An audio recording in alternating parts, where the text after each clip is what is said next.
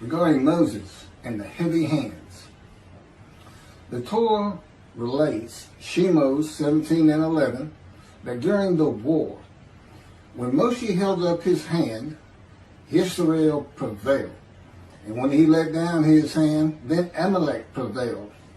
But Moshe's hands were heavy, and Aaron and Chur, who accompanied him, supported his hands. Rashi comments, because he was lax in the commandment of waging war, and appointed another in his stead, Yehoshua, his hands became heavy. We see then that Moshe Rabbeinu should have gone to battle, and when he did not, was punished for his laxity. All of the above reasons why Moshe considered himself unable to join in the actual battle, and not that, God forbid, he was slothful, poses the inevitable question, why was Moshe punished?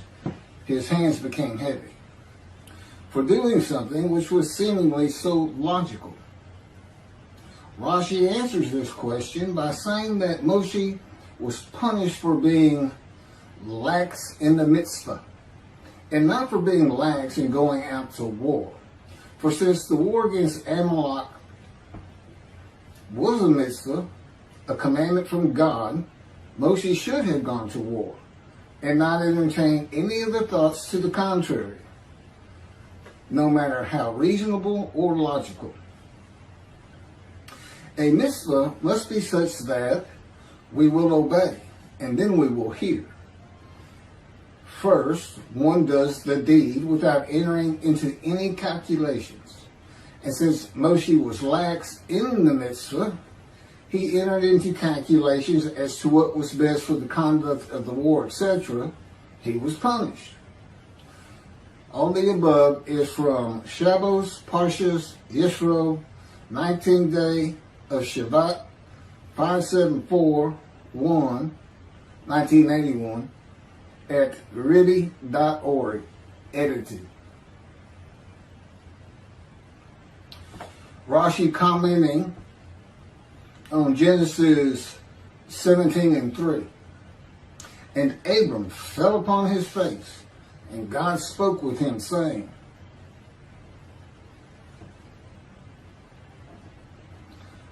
and here's the commentary, and Abram fell upon his face, midrash form, from fear of the Shekinah. For as long as he was uncircumcised, he did not have the strength to stand when the divine presence stood over him. And that is what is said concerning Balaam in Numbers 24 and 4. Who falls and his eyes are open. Also Numbers, Rabbi 12 and 8. I found this in the Beritha of Rabbi Eliezer, Perkei de Rabbi Eliezer, chapter 29.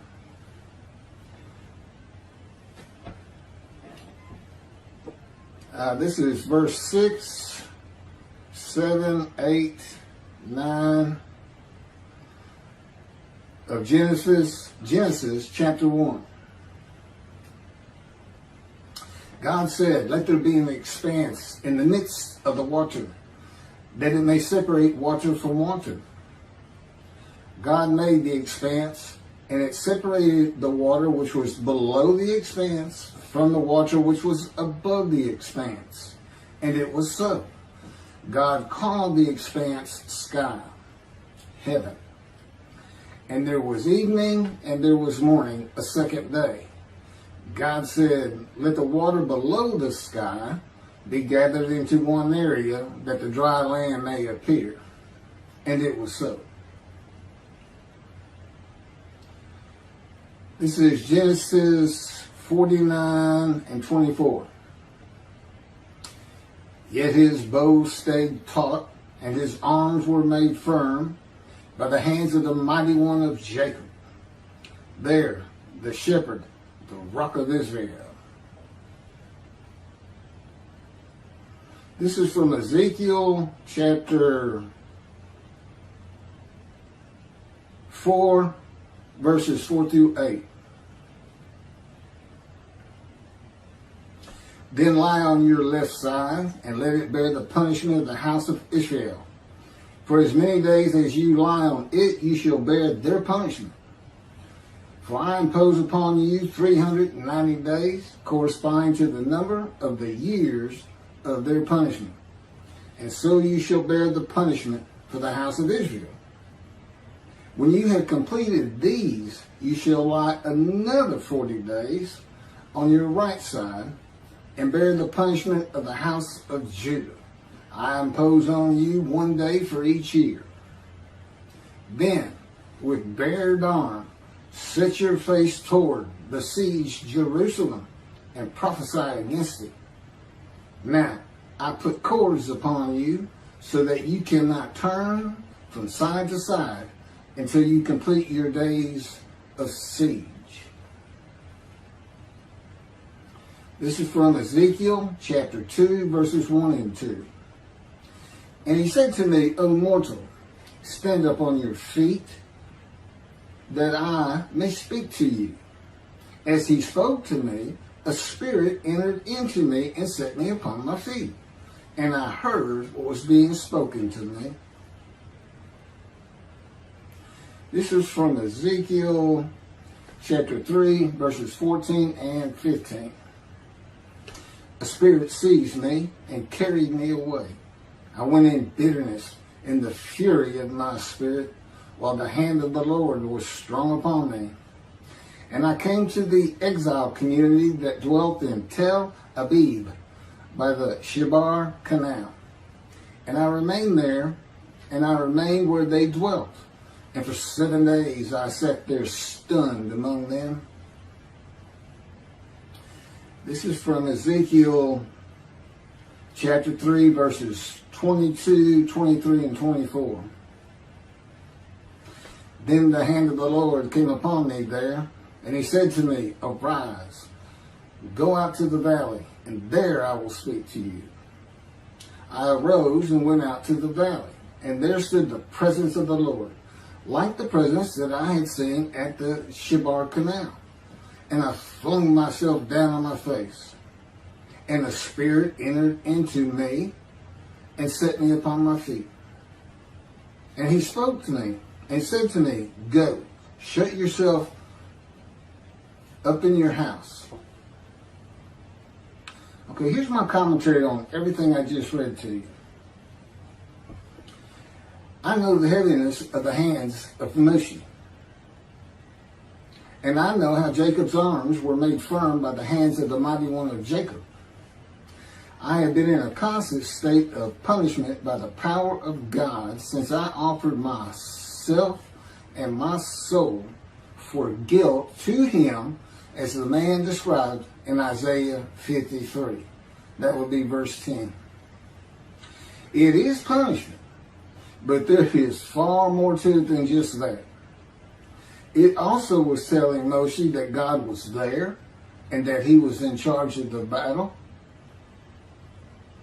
And this punishment changes you over time. God is also making you a better prophet. The heaviness is his presence. It is what I feel of his very essence, as he would have me experience it.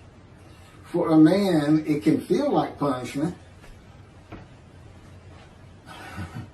but there is a positive to it. It tells me after 13 years that he never leaves me. God also has me enveloped in his power.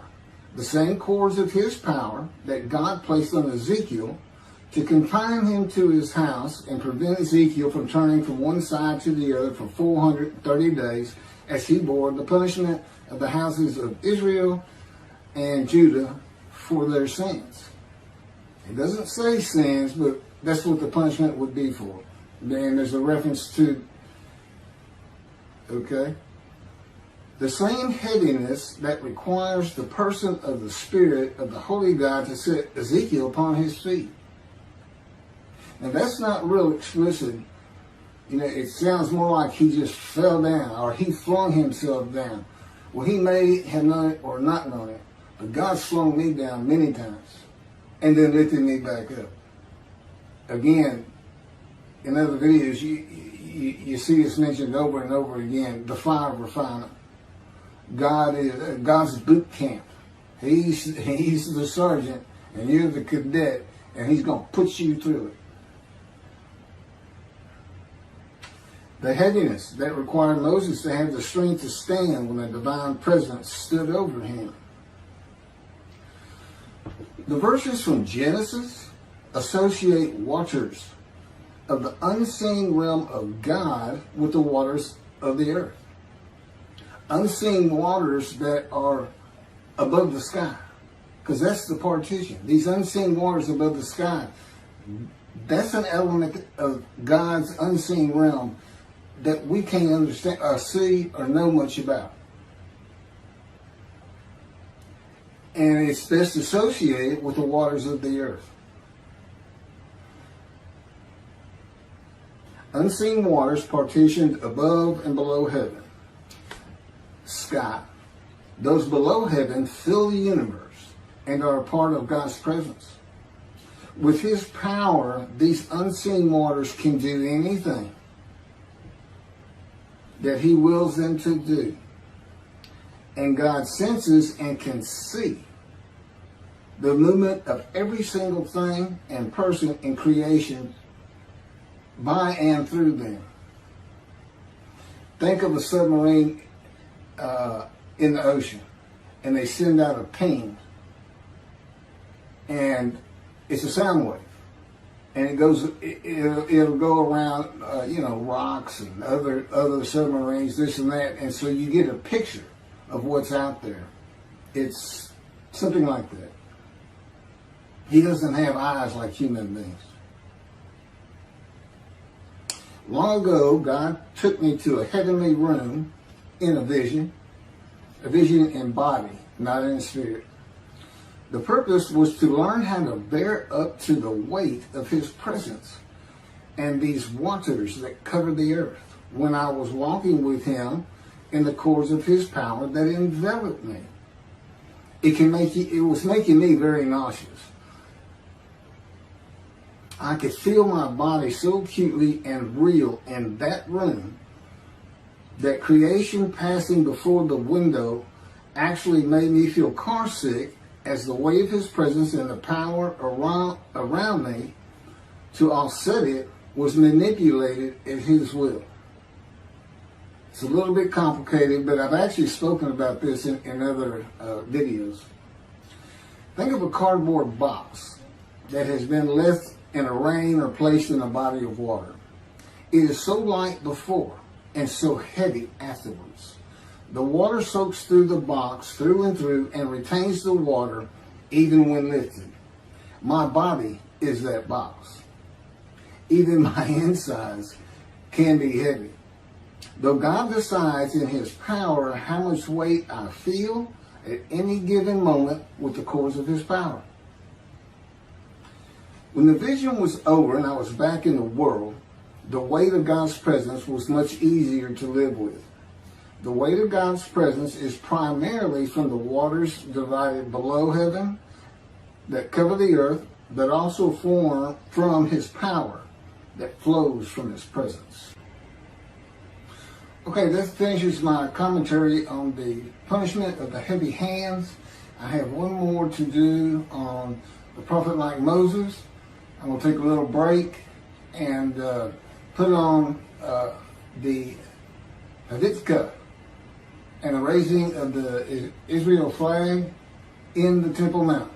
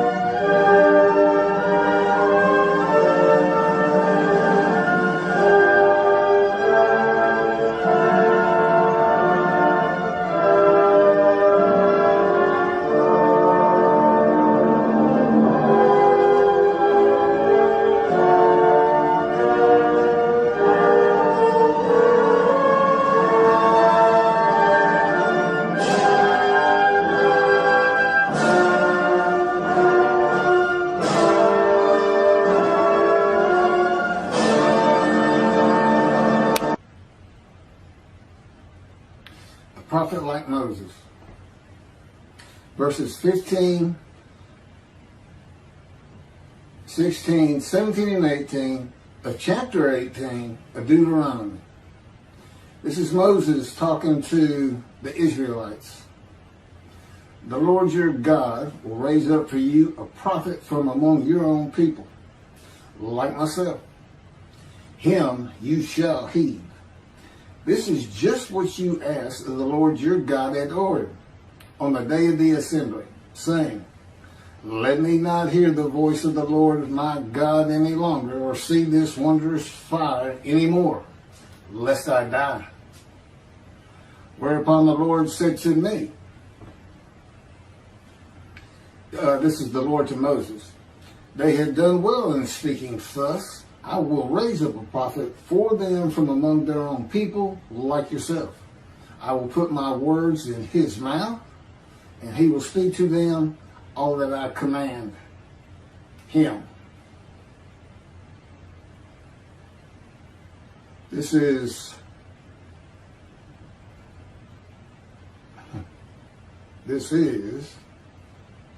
several verses of Exodus, chapter 7,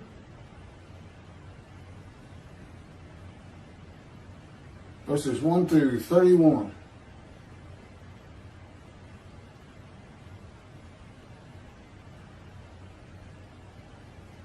You'll understand why I'm reading this much in it, because I'm going to have commentary on it.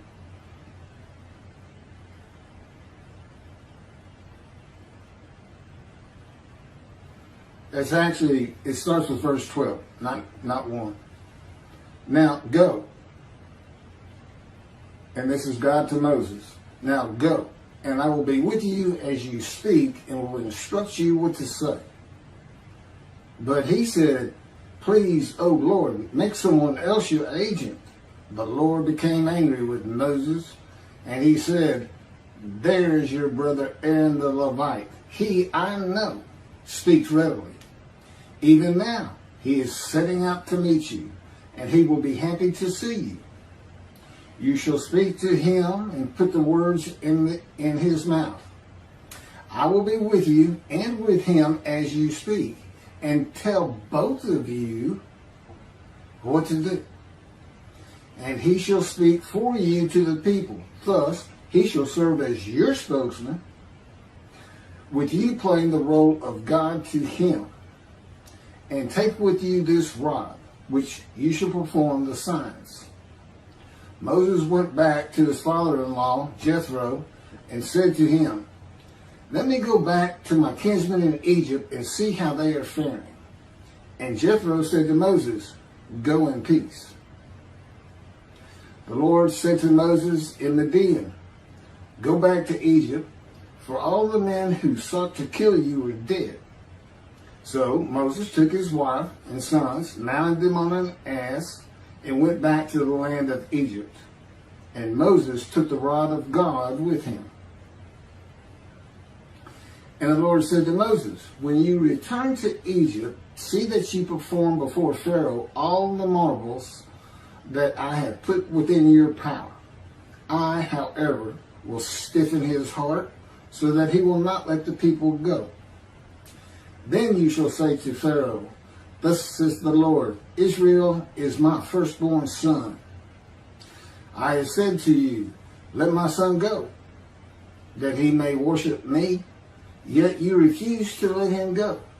Now I will slay your firstborn son. At a night encampment on the way, the Lord encountered him and sought to kill him. Him is Moses. So Zipporah took a flint and cut off her son's foreskin and touched his legs with it, saying, you are truly a bridegroom of blood to me. And when he let him alone, she added, a bridegroom of blood because of the circumcision. The Lord said to Aaron, go to meet Moses in the wilderness. He went and met him at the mountain of God, and he kissed him. Moses told Aaron about all the things that the Lord had committed to him and all the signs about which he had instructed him. Then Moses and Aaron went and assembled all the elders of the Israelites. Aaron repeated all the words that the Lord had spoken to Moses, and he performed the signs in the sight of the people. And the people were convinced. When they heard that the Lord had taken note of the Israelites and that he had seen their plight, they bowed low in homage.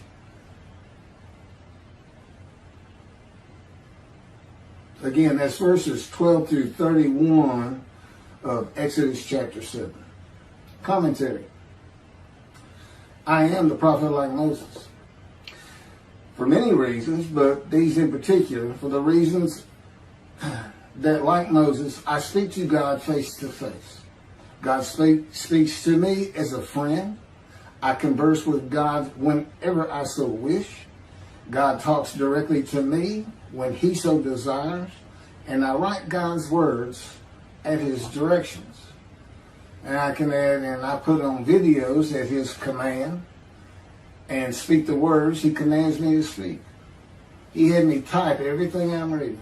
He said, go to Exodus, type this down, or paste, copy it and paste it on your notebook pad. And like Moses, I bring a redemption, the redemption of the new covenant of God declared in Jeremiah chapter 31 to be delivered in a time to come. This time, the time of the fulfillment of all biblical prophecy. The time God speaks to his prophets again. When God said, there's Aaron, even now he is setting out to meet you and he will be happy to see you. God is placing a short vision into the mind of Moses. Aaron and Moses do not meet for many days after this at the mountain of God. It is not a trance-like vision where Moses feels that he is in another place and time away from the world. It is more like an image of an event on television that you remember after you have watched it. A little bit sharper than that. It is a vision that goes more to your mind than to your eye. The image would have been of Aaron walking out of his dwelling place, and together with God's words, he is setting out to meet you. Moses knows that Aaron is on his way where they are to meet at the mountain. So, it's okay. This is the way God communicates with Moses and the way he communicates with me. I listen to his words, and he often sends to me picture visions, as does the Holy Spirit of God. They're always together. It is not a confirmation of God's words so much as it is a more perfect way to communicate words with pictures. Often it is just picture visions that have instant meaning to me. God says to Moses, I will be with you and with him as you speak and tell both of you what to do. God often tells me what to do and say when I'm talking with another person. But our level of communication is such that I don't have to actually hear him. He can put knowledge into my mind as I speak. He can take control of what I speak. He can take control of my body and mind and put in different words than I would have used. He is always with me. I am a host of the Lord of hosts. That means God dwells with me. Now, the communication with God and Aaron is much more limited than the communication between God and Moses. Moses is to speak the words God gives him to Aaron for Aaron to speak to Pharaoh. And God is telling Aaron what to do with the words, such as when to deliver them and the tone to use. Because God says, I'm going to speak to both of you. But all the words he's speaking are coming from Moses. So that's what will be left. When to deliver them, how to deliver them. God tells Moses that Aaron will be his spokesman Moses playing the role of God and Aaron being his prophet as Moses delivers God's words to Aaron to be spoken to Pharaoh. When Moses speaks the words of God to another person, God is speaking through him, just as God is speaking through me in this video and in all 63 videos that we have prepared over the last month and a week or two. And they're all based on two books that he dictated to me as he dictated the Torah to Moses. I had to learn everything first, but every word, every sentence, every paragraph, every chapter are his. The first book is about 285 pages long, but that's with about a 30-page addendum, which is a summary of each chapter in a paragraph or so. And it's called Isaiah 53 in the Day of the Lord. And in that book, what he wanted was for me to never say that I am this man. But reading it, you almost can't escape it. At least the thought is he saying, because it would be things like, how do you know Elijah? Well, he'll know everything you can know about heaven. And I got several chapters that are all just about heaven, things that aren't generally thought of or known. So the implication is there. But now the next book we did is called The Life of God's Righteous Servant of Isaiah 53. And it's my life. It's my life. God didn't speak to me, and I was an atheist for 50 years until I was 50.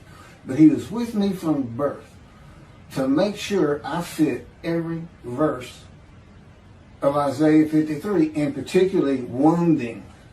He was wounded. Well, I've got 15 surgical scars, and I've been shot through the abdomen and impaled my right knee on a broken glass bottle, and etc., etc. I was like the most accident-prone person you ever wanted to meet. Little did I know I was being prepared for this time. I'm now 63. And so the life of God's righteous servant, it's my life. And he dictated that to me. Of course, I didn't have to learn it first. I just had to remember. And he puts remembrance into my mind. I can remember like no other human being on this planet. He can have me not only remember an event, the first time I drove a car, for instance, kissed a girl, but he can bring it back to me as though it's actually happening again. It's not just, I know when I drove a car, I was so excited and it felt so great. No, I feel the excitement. Okay, the ambience of the day. Everything is there. But he can do the same thing when you get shot through the abdomen on a ranch in Texas, like it's happening all over again. Just to show me what was really going on that day and what he had to do with it, controlling my perceptions. Thanks for listening.